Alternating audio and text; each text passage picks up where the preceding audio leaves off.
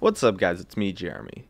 It's no secret that the meta in League is changing all the time, and amongst all the buffs and nerfs, the meta in League has proven to be really dynamic. So what causes all of these meta shifts, and why do they happen? Let's get started.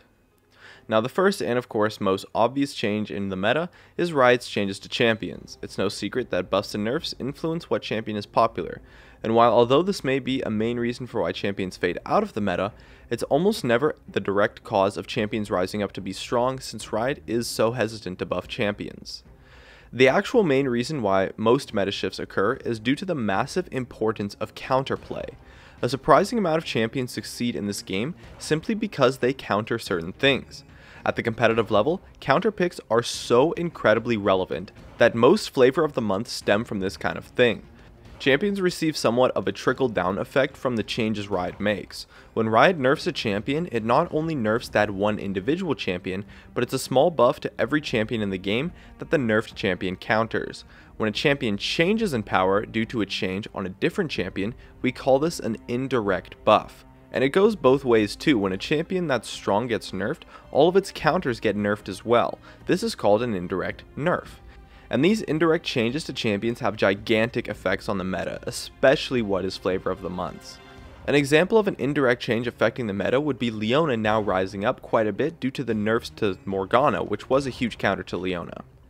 In addition, flavor of the months often rise up not due to indirect changes, but due to countering the current meta, eventually resulting in huge meta swings.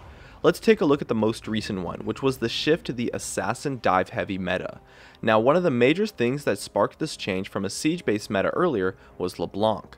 After being heavily nerfed in the removal of her silence, LeBlanc was seen to be a worthless champion for a long time. However, LeBlanc does a fantastic job at countering a siege-based meta, due to her high burst potential on a fairly low cooldown, as well as her mobility makes it easy to outplay the skill shot heavy, strong wave clear champions.